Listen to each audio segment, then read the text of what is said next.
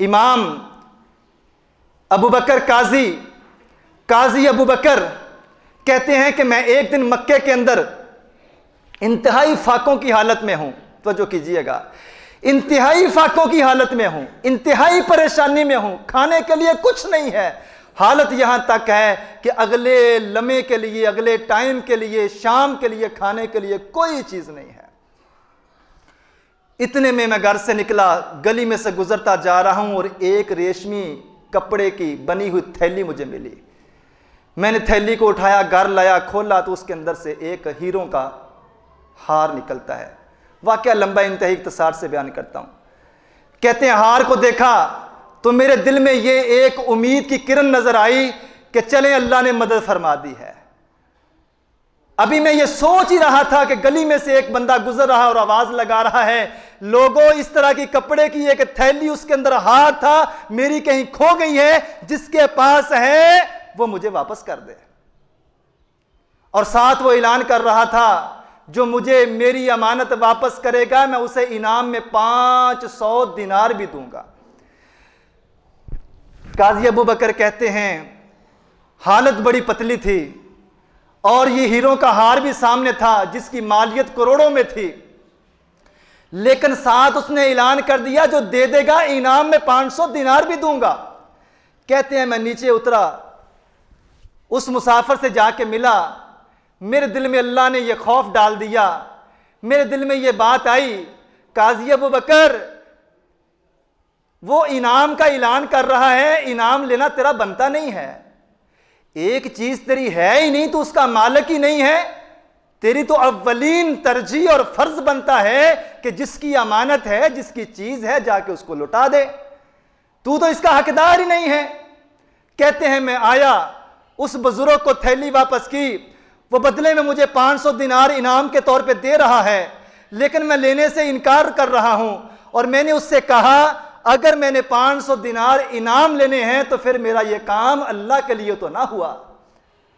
یہ میرا ہے ہی نہیں ہے، میرے پاس امانت تھی۔ اور اسلام کا ایک اصول ہے، اگر رستے میں گری پڑی کوئی چیز آپ کو مل جائے، مسئلہ بھی سمجھ لیں، تو ایک پورا سال تک آپ نے اس چیز کو سنبھال کے رکھنا ہے۔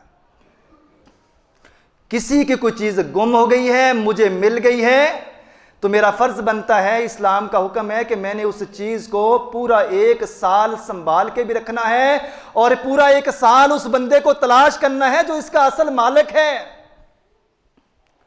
قاضی ابو بکر کہتے ہیں یہ تو اللہ نے بڑا احسان کیا کہ اسی لمحے اس کا مالک مجھے مل گیا۔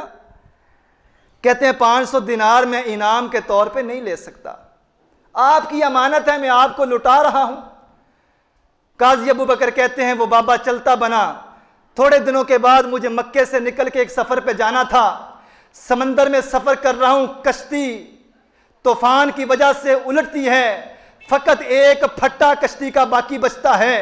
نہ جانے اس کشتی کے اس پھٹے کو اللہ نے کیسے جان پیدا کر دی اس کے اندر کہ وہ مجھے سمندر کے کنارے لگا دیتا ہے۔ میں ایک جزیرے پہ ایک بستی میں اترتا ہوں اور اس بستی میں رہنا شروع کرتا ہوں، وہاں لڑکوں کو بچوں کو پڑھاتا ہوں، لوگوں کو اسلام کی تبلیغ کرتا ہوں۔ تھوڑا عرصہ گزرا، میرا دل کیا کہ میں اس بستی سے نکل کے واپس اپنے علاقے میں جاؤں، لوگوں نے میرے ارادے کو بانپ لیا اور میرے پاس اس بستی کے بڑے چھوٹے چل کے سارے ہی آگے، وہ میرے اخلاق سے بڑے متاثر ہوئے، میرے ایمان سے بڑے متاثر ہوئے، میری دینداری سے بڑے متاثر ہوئے۔ میں نے اس بستی کے لوگوں کو لکھنا پڑھنا سکھا دیا، وہ آئے اور مجھے کہنے لگے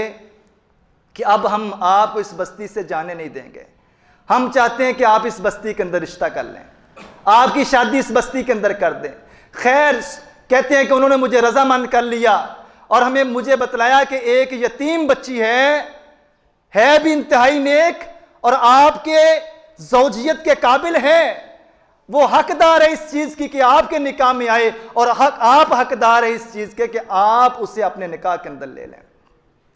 قاضی ابو بکر کہتے ہیں شادی ہوئی تو میں نے اپنی بیوی، اس لڑکی، اس دلہن کے گلے میں وہی ہار دیکھا جو میں نے رستے سے اٹھایا تھا اور اس کے مالک کو واپس کر دیا تھا۔ کہتے ہیں میں اس ہار کی طرف دیکھے جا رہا ہوں، سارے رشتہ دار لڑکی کے مجھے دیکھ رہے ہیں کہ اسے اپنی بیوی کی طرف دیکھنا چاہیے، یہ ہار کی طرف ہی ٹکٹکی باندھ کے دیکھ رہا ہے۔ قاضی ابوبکر کہتے ہیں مجھے انہوں نے کہا کہ آپ اس ہار کی طرف مسلسل کیوں دیکھے جا رہے ہیں؟ کہتے ہیں میں نے سارا واقعہ سنایا کہ اس طرح ایک بزرگ تھا، میں نے یہ ہار واپس کیا، انعام دینا چاہا، میں نے انعام بھی نہیں لیا۔ وہ لڑکی اور لڑکی کے رشتہ دار کہتے ہیں یہ ہار وہی ہار ہے اور جس سے آپ کا نکاح ہوا ہے یہ اسی بابے کی بیٹی ہے۔ جب سے وہ آپ کے پاس سے ہو کے واپس اس بستی میں آیا تھا، اس کی دعاؤں میں صرف ایک ہی دعا ہوتی تھی، اللہ میری ملاقات قاضی ابوبکر سے کروا دے، اللہ ایسا نیک دل انسان، اللہ اسے میں اپنا داماد بنانا چاہتا ہوں، اسے اپنی بیٹی نکاح میں دینا چاہتا ہوں۔ جیتے جی اور مرتے دم تک اس کی آخری خواہش یہی تھی، اللہ میری ملاقات قاضی ابوبکر سے کروا دے۔ جب اللہ کسی خوف کی وجہ سے اللہ انسان کے دل میں اپنی چاہت اور نیکی کا جذبہ اور اپنا خوف پیدا کرتا ہے اور بندہ وہ کام نیکی کا صرف اللہ کو دکھانے کے لیے، اللہ کو خوش کرنے کے لیے، اللہ کو راضی کرنے کے لیے کرتا ہے، پھر اللہ کا اصول ہے، قرآن کا بیان ہے، سورہ طلاق ہے، وَمَن يَتَّقِ اللَّهَ يَجْعَل لَّهُ مَخْرَجًا وَيَرْزُقْهُ مِنْ حَيْثُ لَا يَحْتَسِبُ۔ وہ ہیروں کا ہار اللہ تعالیٰ وہ ہیروں کا ہار بھی دے دیتا ہے اور اس ہار کو پہننے والی بھی بیوی بھی عطا فرما دیتا ہے۔ قرآن کا اصول ہے، اللہ کا یہ اعلان ہے، اللہ کا یہ فیصلہ ہے، جو بندہ اللہ کے ڈر کی وجہ سے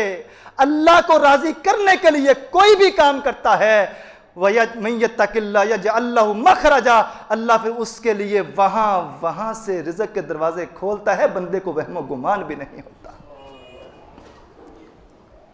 اللہ مالک سے دعا ہے، آج کی گفتگو کا وقت مکمل ہوا چاہتا ہے، جب بھی کوئی نیکی کریں، لوگوں کے ساتھ نیکی ہو یا اللہ رب رحمان کے لیے کوئی عبادت کا پہلو ہو، صرف اور صرف رضا اس میں یہی ہو کہ میرا اللہ مجھ سے راضی ہو جائے۔ لوگوں کے ساتھ کوئی بھی بھلا کرنا ہے، خیر کرنی ہے، کسی کے کام آنا ہے، کسی کے ساتھ چل کے جانا ہے، کسی کا کام کروا دینا ہے، بعد میں یہ آس امید مت رکھیں کہ یہ میری تعریف کرے یا بدلے میں یہ مجھے کچھ دے یا بدلے میں یہ میری عزت کرے۔ عزتیں دینے والا اللہ ہے، ذلتوں کا مالک بھی اللہ ہے۔ جب بھی کوئی بھی کام کرنا ہے، آج کی پوری گفتگو کا خلاصہ اور نچوڑ یہ ہے، جب بھی اللہ کے لیے کوئی بھی کام کیا جائے، انسان کا وہ عمل، انسان کی وہ نیکی، انسان کا کیا ہوا وہ خیر کا کام کبھی بھی ضائع نہیں جاتا۔ اللہ اس کا ریوارڈ، اللہ اس کا اجر آخرت میں تو دے گا ہی، لیکن دنیا میں ہی اللہ تعالیٰ اس نیکی کی وجہ سے انسان کی عزتوں کو چار چاند لگا دیتا ہے۔ اللہ مالک سے دعا ہے اللہ ہمیں صحیح معنوں پہ دین اسلام کو سمجھنے، اس پر عمل کرنے کی توفیق عطا فرمائے۔ وآخر دعوانا الحمدللہ رب العالمین۔